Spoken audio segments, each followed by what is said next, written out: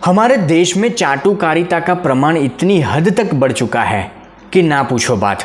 अब ये बात मैं इसलिए कर रहा हूँ क्योंकि हाल ही में स्मृति ईरानी सोशल मीडिया पर ट्रेंड हो रही थी, क्योंकि स्मृति ईरानी ने एक जाने माने पत्रकार है, यूट्यूबर है, सुशांत सिन्हा, उनके साथ एक पॉडकास्ट किया और इस पॉडकास्ट में स्मृति ईरानी ने बहुत सारी बातें रखी।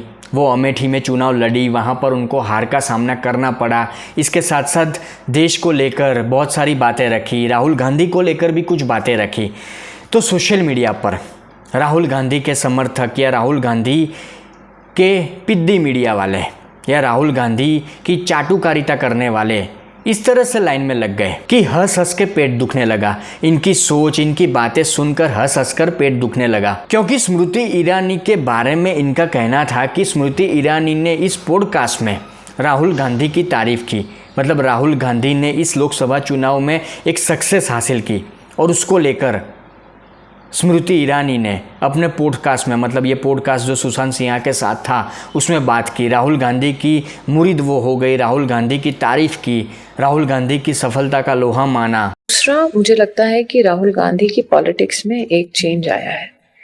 कहाँ जाके कास्ट का जब वो बोलते हैं, टी शर्ट पहनते हैं पार्लियामेंट में, तो वो जानते हैं कि उस वाइट टी शर्ट का एक युवा पीढ़ी में वो क्या संदेश देना चाह रहे हैं। पर सच ये था, इस पॉडकास्ट का सच ये था, स्मृति ईरानी का सच ये था कि उन्होंने राहुल गांधी के जाति पर शोर मचाने के कारण का खुलासा किया था। मतलब आजकल आप देखते होंगे कि राहुल गांधी जाति और आरक्षण के नाम पर जहां भी जाते हैं, जाति और आरक्षण के नाम पर हल्ला करते हैं, देश की जनता को भड़काने की कोशिश करते हैं, देश की जनता को भ्रमित करने की कोशिश करते हैं। अब स्मृति ईरानी की एक क्लिप डालकर सोशल मीडिया पर राहुल गांधी के चाटुकारिता करने वाले, राहुल गांधी के दरबारी इस तरह की बातें फैलाने में लगे थे कि स्मृति ईरानी राहुल गांधी की फैन हो गई। पर सच्चाई ये थी कि स्मृति ईरानी राहुल गांधी की विभाजनकारी राजनीति को नंगा करने में लगी थी। ये शब्द प्रयोग थोड़ा ऑकवर्ड जरूर लगेगा आपको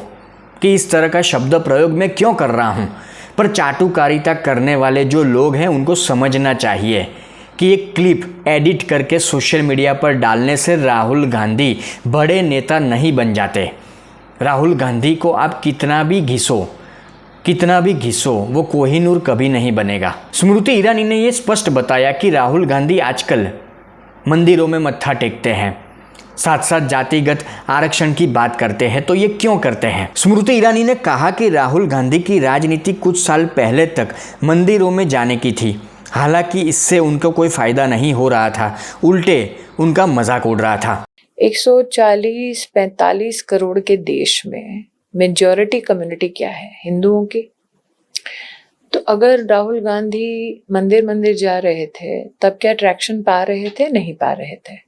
एक उपहास का विषय बन रहा था और कहीं ना कहीं जनता में और हिंदू समाज में कुछ लोगों को लग रहा था ये छलावा है। अब ये बात तो स्मृति ईरानी की बिल्कुल सही है कि राहुल गांधी मंदिर घूमते थे चुनाव के वक्त, हिंदू होने का ढोंग करते थे। पर सच्चाई तो यही है आज भी कि राहुल गांधी के धर्म का पता नहीं, धर्म की बात छोड़िए, राहुल गांधी की जात का पता नहीं। स्मृति ईरानी ने आगे कहा कि उनके मंदिर जाने से ना ही राहुल गांधी की लोकप्रियता बढ़ रही थी और ना ही उनको इतनी कवरेज मिल रही थी। स्मृति ईरानी ने बताया कि उनकी मंदिरों की राजनीति फेल होने के बाद ही पूरी रणनीति जाति पर आकर रुक गई है। मतलब हिंदू एजेंडा फेल हो गया।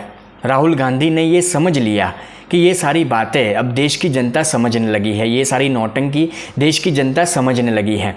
तो अब हिंदुओं का जो संगठन है, हिंदुओं की जो एकता है, उसे तोड़ने की कोशिश की जाए जाति और आरक्षण के नाम पर। स्मृति ईरानी ने ये कहा कि राहुल गांधी के लिए जाति कोई पुराना मुद्दा नहीं बल्कि रणनीतिक मुद्दा है। उन्होंने इसका इस्तेमाल सिर्फ राजनीतिक बढ़त लेने के लिए किया है। स्मृति ईरानी ने मिस इंडिया वाले बयान का भी उदाहरण दिया। आप सबको पता होगा कि राहुल गांधी कुछ दिन पहले ऐसी बातें मंच के ऊपर से करते नजर आए कि मिस इंडिया में ओबीसी, एससी, एसटी वाले कहाँ पर है, दलित कहाँ पर है। तो स्मृति ईरानी ने राहुल गांधी की पोल खोलते हुए बताया कि राहुल गांधी इस तरह की बातें करेंगे तभी तो उनको मीडिया कवरेज मिलेगा। दर्शन अभिलाषा या भगवान से सामने नतमस्तक होने से कुछ पॉलिटिकल नहीं मिल रहा, तो किस आधार पे मिल सकता है? कास्ट के आधार पे मिल सकता है।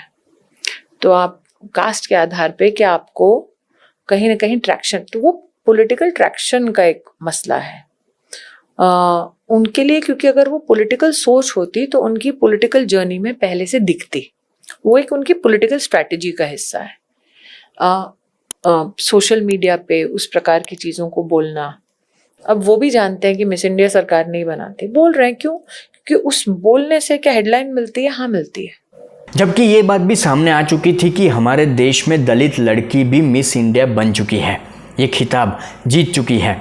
मतलब राहुल गांधी सुबह उठकर देश की जनता के सामने जो झूठ परोसते हैं वो एक दिन में देश की जनता के सामने आ जाता है। सत्य देश की जनता के सामने चंद घंटों में, एक दिन में आ जाता है। अब स्मृति ईरानी ने जो बातें रखी वो एक्चुअली हम सब जानते हैं। मैं भी अपने वीडियो में कई बार ये बात राहुल गांधी को लेकर कह चुका हूँ कि राहुल गांधी, उनके विपक्षी साथी नेता, कांग्रेस पार्टी, उनको पता चल चुका है कि देश में 20 साल पहले जो हिंदू था, 20-25 साल पहले जो हिंदू था, जिनके बीच संगठन नहीं था, हिंदू संगठित नहीं थे उस वक्त 20 साल पहले, 25 साल पहले, पर आज का माहौल पूरी तरह से अलग है।